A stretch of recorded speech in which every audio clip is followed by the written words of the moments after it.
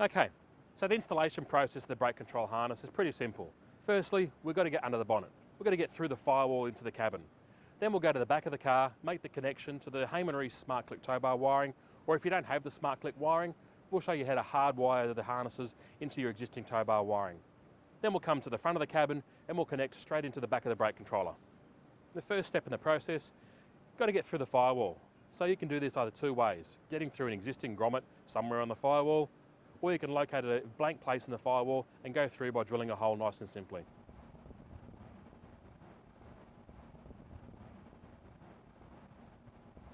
So once you've gone through the firewall, pull the cable through so enough you can leave under the bonnet so when you can hook onto the battery later on.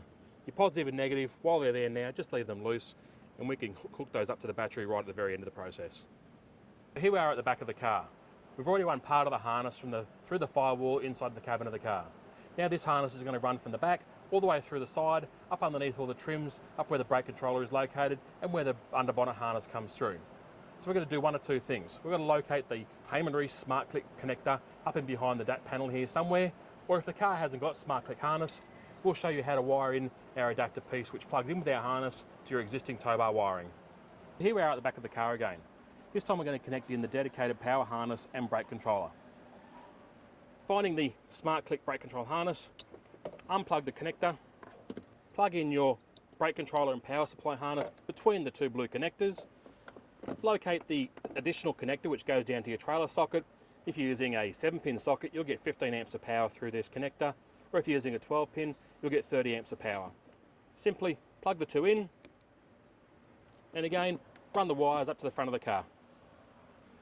So part of the installation process of fitting the brake controller and power harnesses is you're going to run wires from the back of the car all the way up through the side up to the front here where the brake controller is located. To do that, you'll need to remove the trims down one side of the car. So simply pull the trims up out of place, run your wires underneath where the existing wires are that you can see there now. So we've showed you how to run the Hayman Reese brake controller and power supply harnesses to the back of the car. If your car doesn't have the Hayman Reese Smart Click tow bar wiring, you can still utilise the brake control and power supply harnesses. We provide the additional adapters you need to plug into the wiring. So if you're running just a dedicated brake control harness, you simply connect the blue connector onto your brake control harness you've installed. We have a red wire here, that connects onto your brake light signal in the rear of the car somewhere. The blue wire, it goes down to the wires that go into pin number 5 on your trailer socket on the back of the car. If you're also running a additional power supply, we have the adapter to plug into our power harness. The white wire going straight to ground, the orange wire going into whichever pin you need to on your trailer socket to supply 12 volts to the caravan or trailer. Remember, if you have just a dedicated brake control harness, you'll only have the blue plug in your wiring. If you have the brakes and additional power, you'll have both the black and the blue. If you just have power supply, you'll just have the black plug on your harness. Okay, you've made the connections at the rear of the car. You run the cables right up along one side like we said. You've got to make sure the white connector ends up in the same location as where the harness came through from the firewall. Once you've located the two near each other, simply grab the 3 wires if it's a brake controller and additional power harness, or just the 2 wires if it's just a dedicated brake control harness or dedicated power control harness. Make sure that you have the connector situated in such a way that the wires go into the right location. In this particular case, we have the white wire on one side at the bottom, the orange wire at the other side on the bottom, and then the orange wire with a white trace goes into the top location. You are then ready to plug into the harness which came through the firewall. Make the two up together, push till you hear the click. Connection to the power and earth from the battery is now done. Okay, the next part of the installation is we've got to run the wires over across to the brake controller. It's generally located somewhere close to where the driver's seating. So in behind the dash somewhere, start poking the wires across.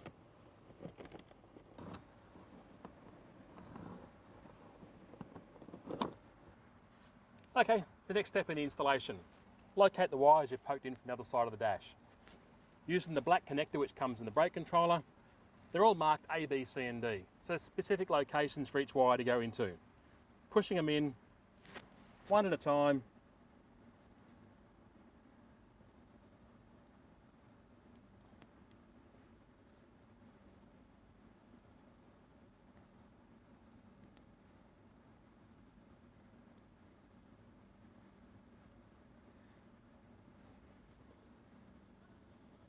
With all the wires pushed in, grab the green locking device, slide it into the connector till you hear the click.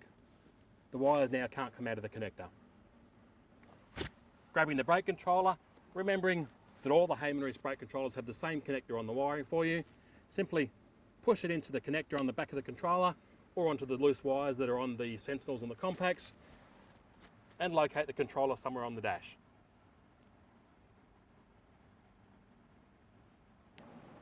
If you're fitting one of our remote head controllers like our compact, the connections through the car are exactly the same. You still connect into the brake control harness, into the dedicated brake control connector. You mount the control unit somewhere up behind the dash, out of sight, out of mind. Simply have 3 holes then mounted in your dash.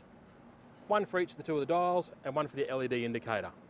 They come through the dash, nice and neatly, just like that. The very last step of installing the harness is making the connections to the battery. In this case here, if you are running just a dedicated brake control harness, you will have a circuit breaker going onto the positive and the negative wire onto the negative. If you're running brakes and additional power harness, you still have the circuit breaker, but you'll have an additional fuse onto the power supply, again with an earth going onto the negative. If you are just running a dedicated power harness, the circuit breaker is no longer used. You are using just a fuse onto the positive and the white wire onto the negative. Lastly, just a quick word about our Anderson style 50 amp power supply. It allows the harness to be connected to the battery positive terminal, run down to the rear of the car to the Anderson style connector. The connection for the Anderson style connector is as simple as grabbing the red wire, inserting it into the Anderson plug in the specified location, pushing the connector until it clicks. Getting the black wire, attaching that to a good earth point somewhere on the rear of the chassis of the car. Then simply mount the connector somewhere on the rear of the car, just like this. The final step in the installation process of our 50 amp Anderson style connector harness is to connect the red wire onto the positive terminal of the battery.